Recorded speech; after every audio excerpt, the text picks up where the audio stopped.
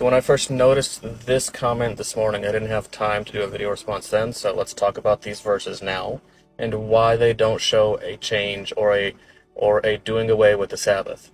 First on the docket is Romans chapter 7, verse 6.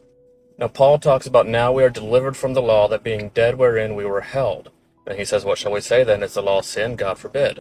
So to quote Romans 7 verses 6 and 7 actually defeats your argument, my friend. Because he says, I had not known lust except the law had said, thou shalt not covet. Now, if we look at the context, Paul says, wherefore the law is holy, the commandment holy, just, and good. Is, present tense. Paul is not saying the 10 Commandments were abolished. Next on the docket is Romans chapter 10, verse 4. It says, for Christ is the end of the law for righteousness to everyone that believes. But let's look at the context.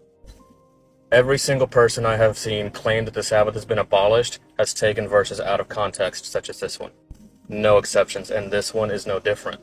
When we look at the context, Paul is talking about Israel and how they refused to let go of the ceremonial law. And because of that, they failed to see Jesus for who he really was. Now this word means goal or limit. All the ceremonial laws pointed forward to Jesus, Passover to his death, unleavened bread to his time in the tomb. Interestingly, even in his death, he kept the Sabbath.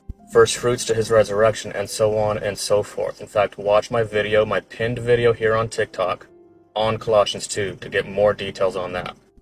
Next on the docket is Galatians chapter 3, verses 24 and 25. Wherefore the law was our schoolmaster to bring us unto Christ, that we might be justified by faith. But after that faith has come, we are no longer under a schoolmaster. What is Paul talking about? Well, context. The law that we were under, wherefore then serveth the law, it was added because of transgressions, till the seed should come to whom the promise was made. The 10 Commandments have always been there. Read Psalm 119. The 10 Commandments are as eternal as God himself, because they are his character. The law that was added because of sin, if you read Genesis chapter 3, was the ceremonial law system, the sacrifices.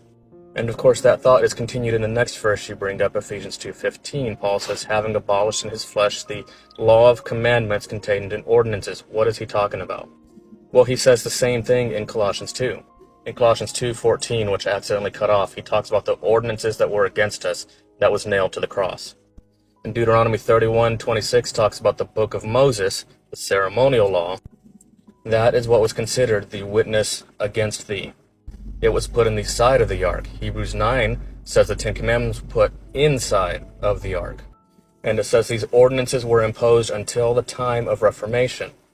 And if you continue and look, Paul talks about that time was Christ coming. When Jesus died on the cross, as he said in Colossians 2 and Ephesians 2, the ceremonial law was abolished, not the 10 Commandments. Now the next verse you bring up is Romans 13, verses 9 and 10. It says, love worketh no will to his neighbor, therefore love is the fulfilling of the law. The word used for fulfilling there means completion. It's not saying the law was abolished. It's not saying we don't. Because I'm sure you want me to obey thou shalt not kill and thou shalt not commit adultery, right? Love is what gives us the motivation. It's what gives us the ability to keep the law. And that, of course, reminds me of how people love to bring up this verse to claim the same thing. They claim that love means we don't have to obey. But let's look at where Jesus was quoting from when he said, love God and love your neighbor. He was quoting from Leviticus 19:18. The context is the 10 Commandments. He was also quoting from Deuteronomy 6, verse 5. The context is the 10 Commandments. Now, people love to bring up the New Covenant, but they always leave out how God says he will write his law in our hearts. So if you're under the New Covenant, and you're claiming the law was abolished, then you're not really under the New Covenant. Because a New Covenant Christian will keep the law through God's grace. The reason the Old Covenant failed, as Hebrews 8 specifies, is because of Israel's promises.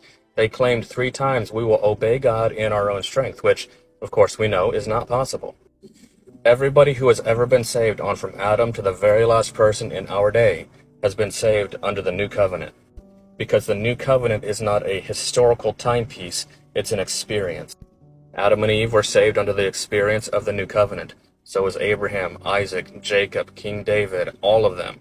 Anybody who claims to be under the New Covenant and is making excuses to disobey the Sabbath, they're not under the New Covenant. They're under the Old Covenant still.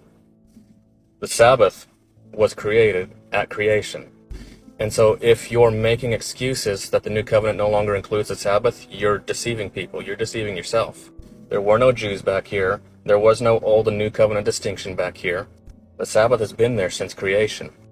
And even Revelation 14 verses 6 through 12 quotes from the Sabbath commandment. This part in light green here quotes from the fourth commandment. And the Bible calls it the everlasting gospel, a part of it. For comparison, read this verse. And here you go on the same screen. This verse in Revelation 14 quotes from this verse in Exodus 20. That in John 14:15, Jesus said, "If you love me, keep my..." And he specifically stated, "He that loveth me is he who keeps my commandments. He that loveth me not, keepeth not my sayings." Want to be an honest Christian? Keep the commandments and stop claiming the... He that saith I know him and keepeth not his commandments is a liar, and the truth is not in him.